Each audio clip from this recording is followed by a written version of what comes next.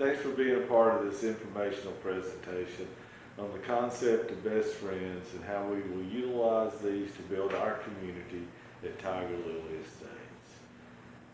We talk about being a best friend. We will see how friendship helps in our care for the persons in our community.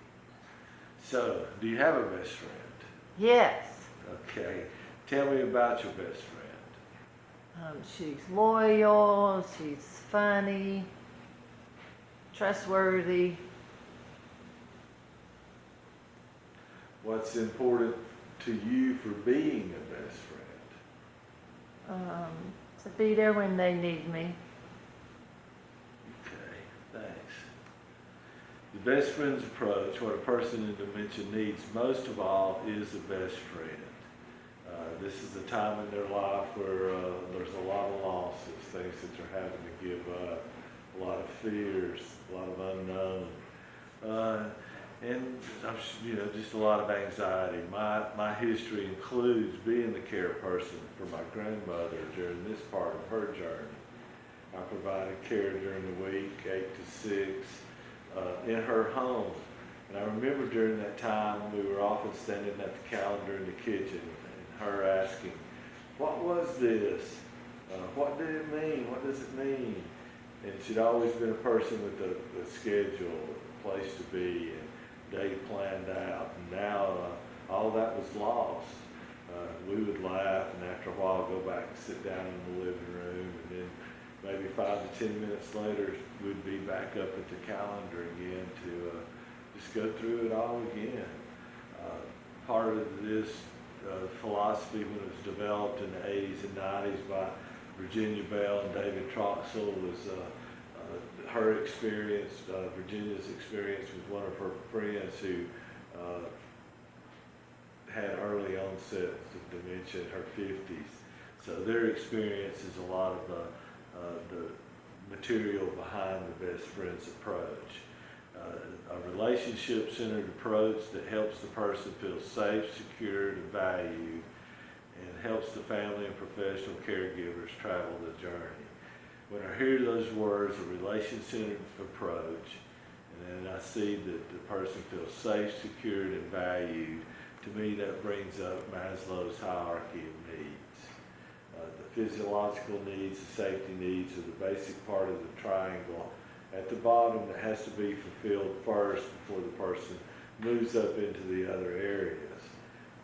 I've always enjoyed humanistic psychology, studied in the 70s at West Georgia College, which at that time was a center for humanistic psychology, and the idea of unconditional positive regard from Carl Rogers was something that was very important, and that will be very important for us in this environment as we make connections with our residents or with the people, persons we work with dementia.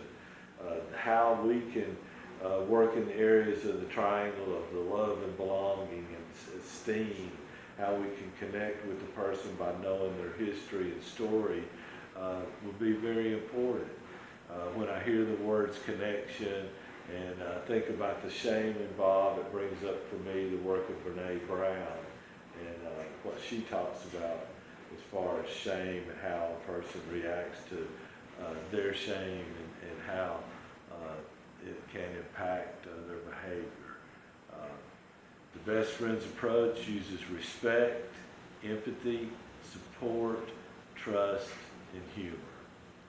And the idea here is not for it to be a parent-child relationship as in cross-communication and transactional analysis, but for it to be adult-to-adult communication and in a way that honors the other person and asks their opinions and shows that they have value.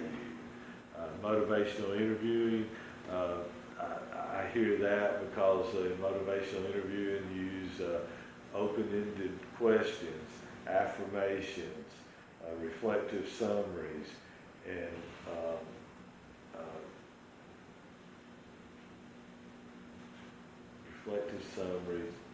reflective statements and summaries. I'm sorry. And these reflective statements will just help draw the other person out And when you're using the open-ended questions, you have to value the communication in a way so that it doesn't create shame and elicits the response that you want to have for the person.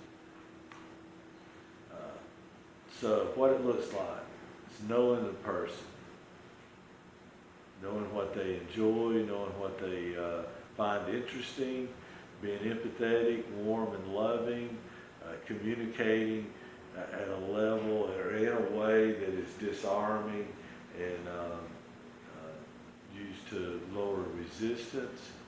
You want to know your friend well, his or her history and their preferences.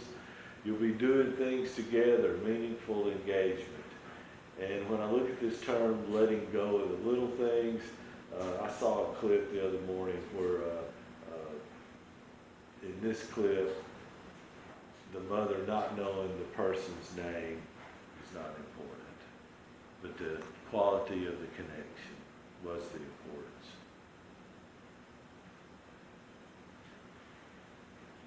Mom? Yes, she's right here.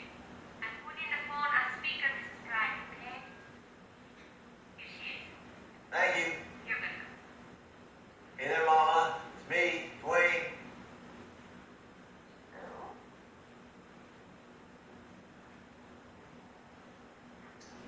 Let's see, Mama. You tell me how I to you. Mon fils, il est temps de dormir. Mon fils. Can you hear me, Mom? Come on.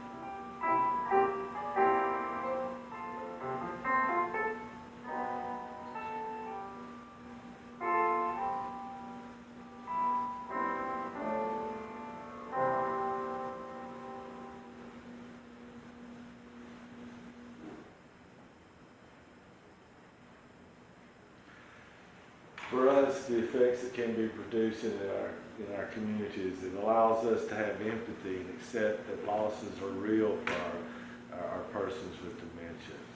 It allows us to be more understanding of behaviors that are often challenging and approach them in a different way.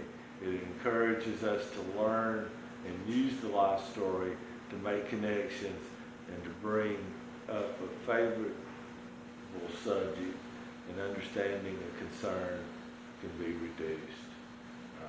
It motivates us to try to keep communication open. It also encourages us to engage the person in meaningful activity. And that meaningful activity can be just something as simple as the one-on-one that you're having with the person, or it can be a service project in the community to where they're feeling like they're providing and being a part of the greater good for the community. In Maslow's world, self-actualization is what we're talking about. Helps us to find more meaning in our caregiving experience as we recast the relationship with the persons that we work with dementia, or that we're in relationship with the person with dementia. Research shows the brain loves company. More and more studies suggest that socialization can improve longevity and it reduces stress and isolations. So, in essence, best friend is a socialization therapy.